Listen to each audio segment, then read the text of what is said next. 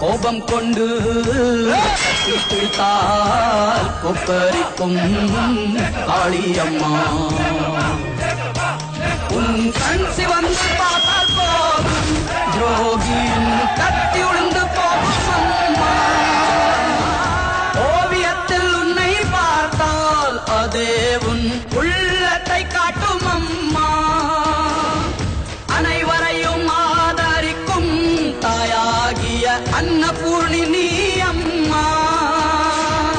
அன்புக்கும் பண்புக்கும் தான் நீயோர் அருள்வடிவாகும் அம்மா உந்தன் மொழிதானே மேலோரோதும் வேதம்